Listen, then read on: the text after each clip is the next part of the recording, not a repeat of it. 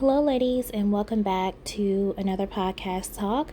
Today, I want to talk about should you be open to networking with other Black women in your particular field. Specifically, we will be talking about healthcare today.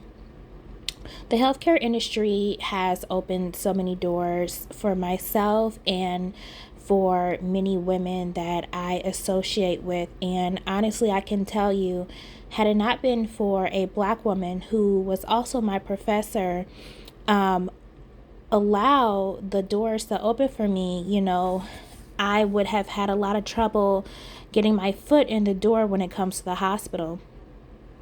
If you're not familiar with how difficult it truly is, even getting into the hospital, it's extremely hard.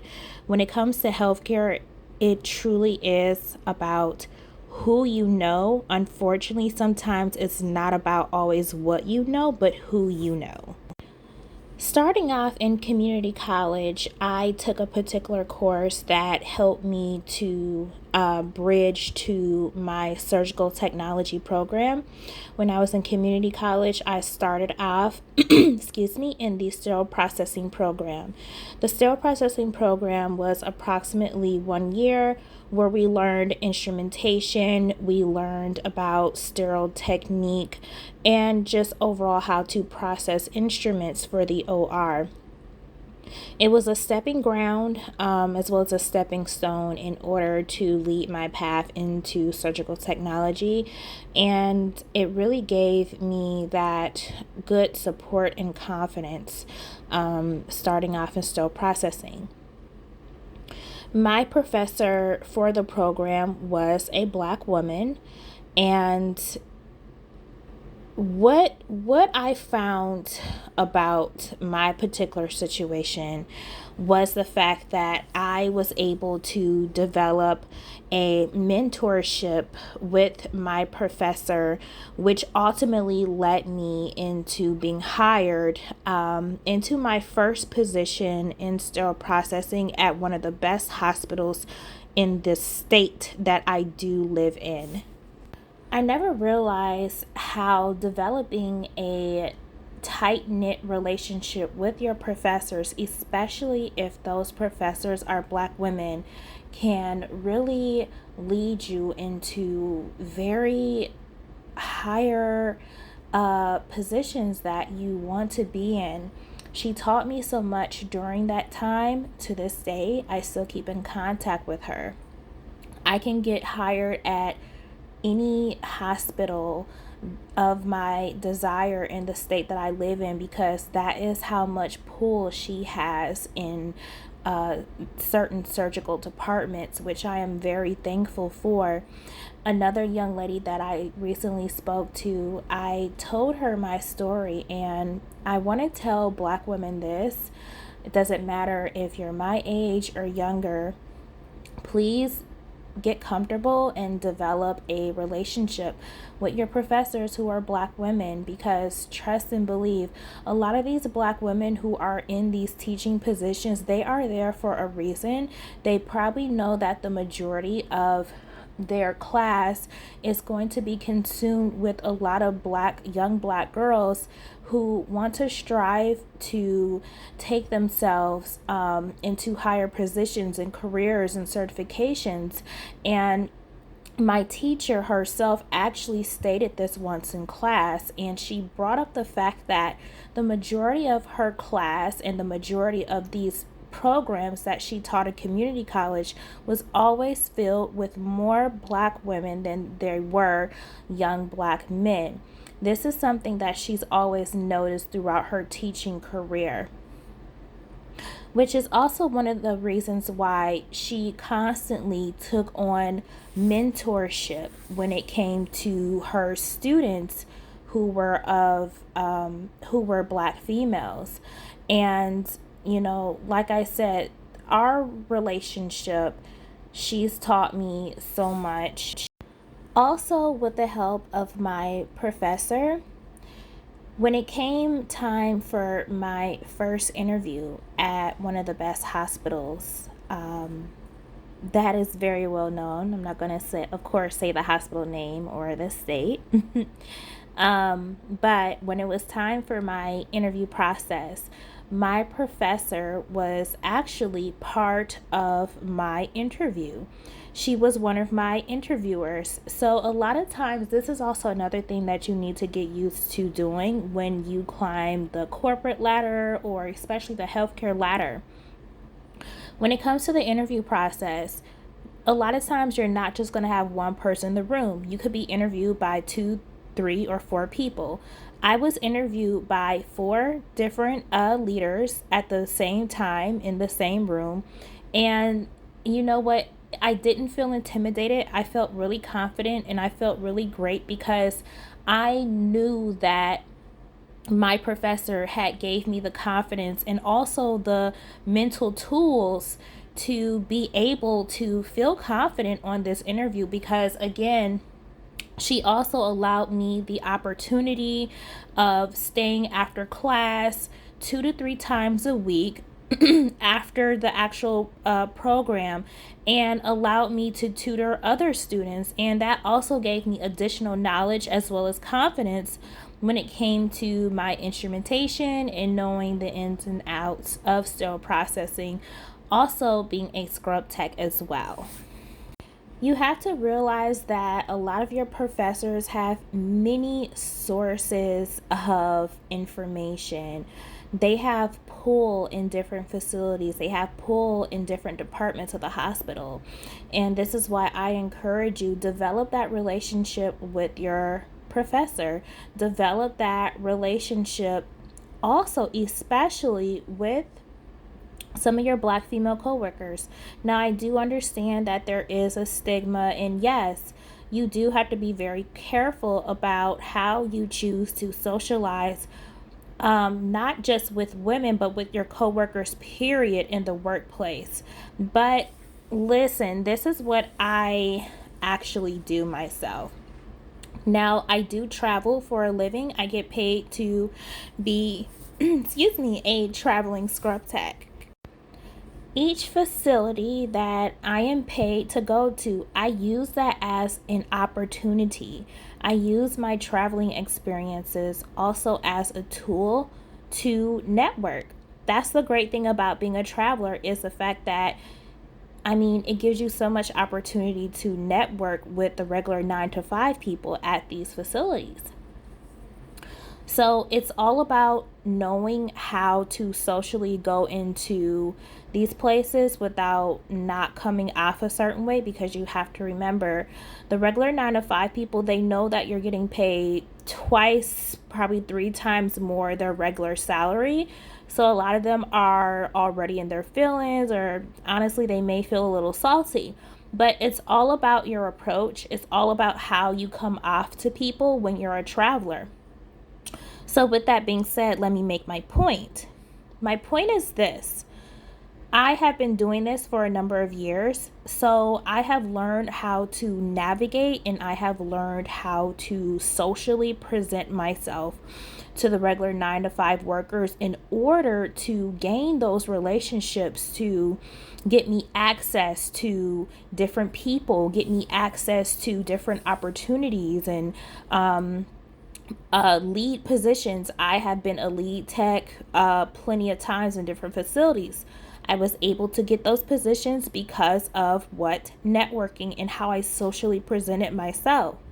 Now, here's the thing: a lot of times with these certain facilities, I find that a lot of black women, they're also in school full time. Maybe they're in nursing, maybe they're pre-medicine, they might be going into x-ray, maybe trying to go to school for x-ray technician or something like that.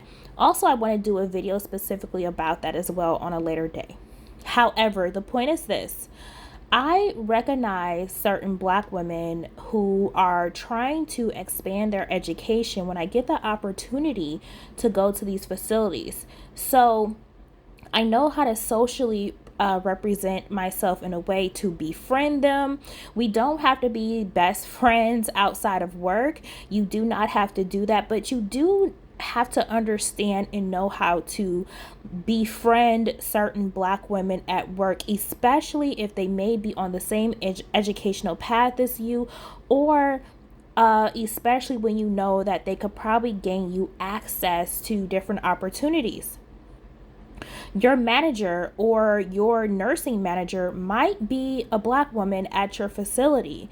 So, honestly, the smart thing to do is to, yes, do not be scared to network with women who look like you, especially when it comes to other black women in the field. I think that it's really important to be able to develop those relationships, of course, on a friendly level, of course, on a um a professional level. I think it's awesome. I think it's great. And I have actually managed to be successful in doing that. I have not had too many bad experiences with this approach. Also, as black women, I think we also have to remember the fact that when you see a lot of these black women in these higher roles and these higher positions, like nurse practitioners, physician, family medicine doctors, PAs, a lot of these black women, they understand the hard work, they understand the dedication, and they understand what it takes to actually move up in the ladder and get to those positions. Um, Understand this, however you feel about whatever, leave it behind the door. I am trying to tell you, when you see these black women in these positions, talk to them, network with them, befriend them, do what you need to do, get on their good side.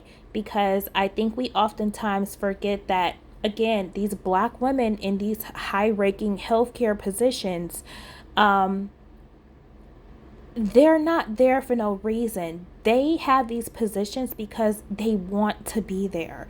If they didn't want to be a nurse practitioner, if they didn't want to be the family medicine physician, if they didn't want to be the only black woman that you see in the OR as a CRNA, they would have just stayed in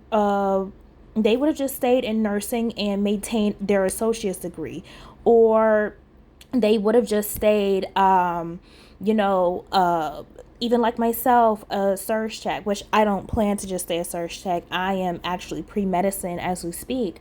But you have to understand, black women who hold the keys and hold those high positions, they can take you far. But it has to be about your approach, and it has to be about your willingness to learn and being transparent and saying, hey, also learn to humble yourself and say, hey, what can you teach me? I really want to learn.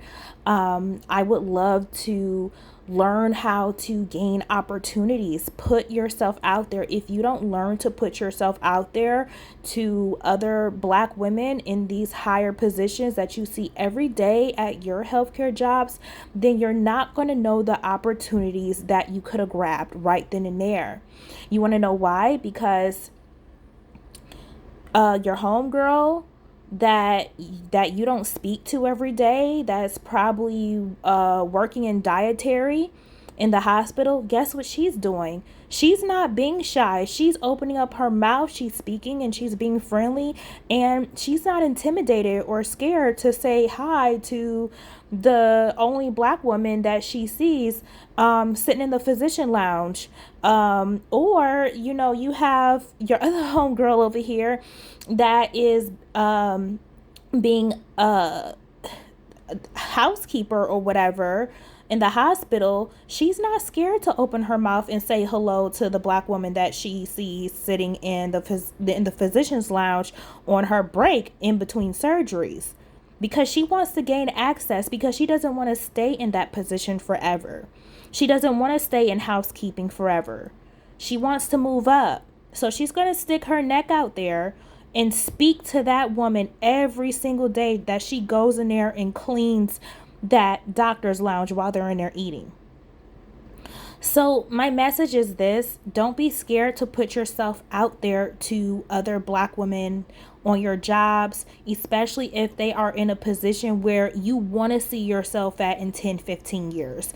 Maybe you're in your, in your early 20s, and maybe you're working at the hospital right now as, I don't know, like passing pills, or you're working as a CNA.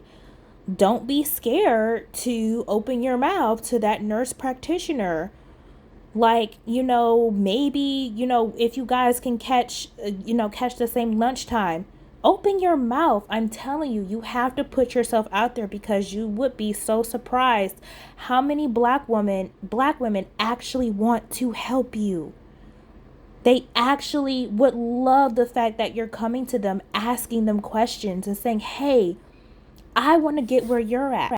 So I really wanted to make this video to give Black women encouragement to reach out to one another and network with each other on the job. Like, create that connection, create that relationship, and do not be scared to stick your neck out there to each other and network. I want to end the live with this book that I've been reading. This book called Passion and Purpose. It is about all Black female surgeons. And it's a really great book. It has over 75 inspiring stories of Black female surgeons, and it talks about their struggles and how they got to where they are now. Again, the book is called Passion and Purpose. You can find it. Sorry about that, ladies. My phone cut off. But again, you can find this particular really good read on Amazon. I think I paid about $15 to $17 for this book. Anyways, it is so worth it. I really encourage you to read this novel. It's really, really great, full of great stories, great inspiring stories of Black women. Also, I would love if you ladies please drop some video ideas in the comments below. And I just want to leave on this note, please do not be intimidated. Reach out, build those connections, and network. Networking is key. I want to thank you ladies for listening to my podcast. Bye-bye.